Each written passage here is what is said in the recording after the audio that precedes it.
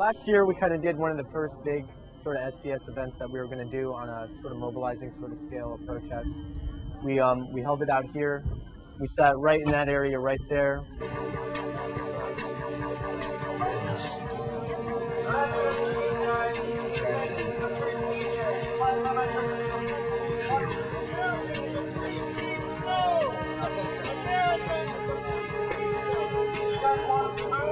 We have witnessed the arrival of About, I don't know, 10, 20 minutes into it, we get kids from the student union who work there telling us, you know what, you're going to have to go.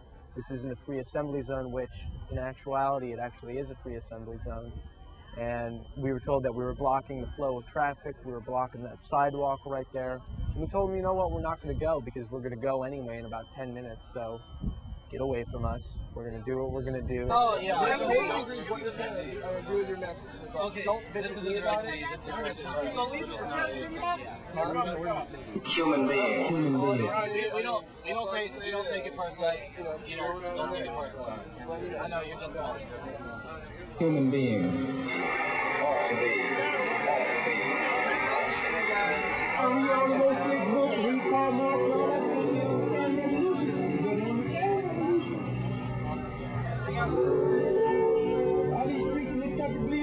We're on the same flag. This is literally everybody.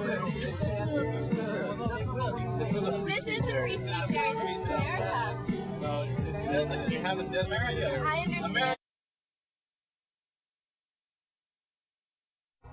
Like the Iraq war protest, which was broken up by the police outside the student union, our Iran war talking was. What we did was, we sat in areas much like this, removed from the flow of traffic.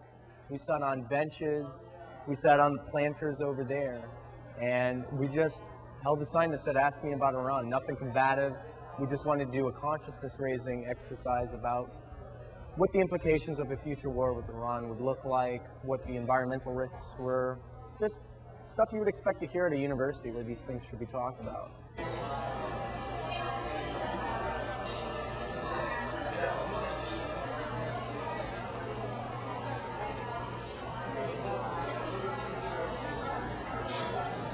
What they're trying to do is get a revolution started.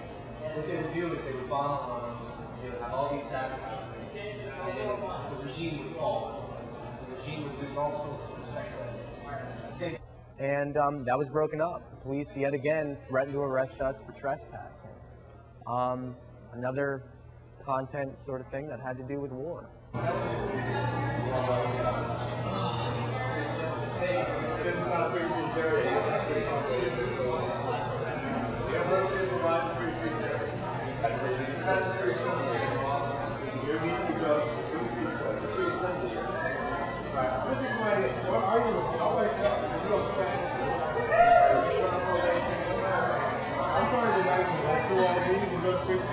If you're going to argue with me, forget it like that.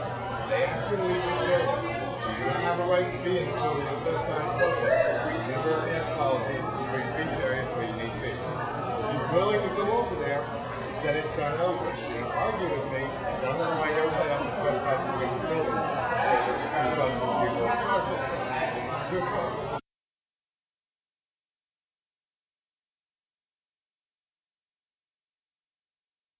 A couple months later, we had this event held here exactly the same way, except we didn't talk about war, and we didn't talk about Iran, we didn't talk about Iraq. You know what we talked about? We talked about free expression, and UCF squashing of free expression. You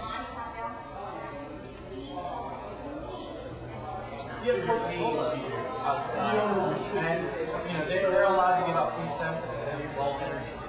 They block the flow of traffic, and they're loud, and they irritate you. But still they're giving out free products, so we can go peacefully out and buy the product later. How is this raising community around UCF? This is supposed to be a marketplace of ideas, like the Supreme Court says it's supposed to be. If this is going to be a marketplace of ideas, how is it that Coke can do something raise no acceptance of community when I sit down and I want to talk to you?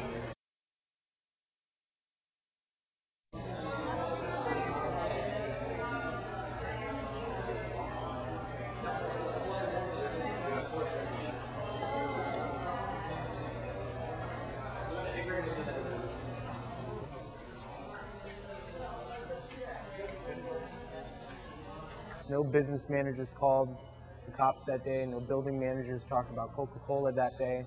Nobody wanted to go down as being the people that busted up a demonstration about the right to peacefully assemble, the right to peacefully talk about what you want to talk about, the right to hold public forum at a university. The content neutrality of that decision is totally skewed. You're going to bust up stuff when it's about war, which is about something important, but you're not going to bust it up when it should be an innocuous issue of just talking about what you want to talk about, which is just the value of this country.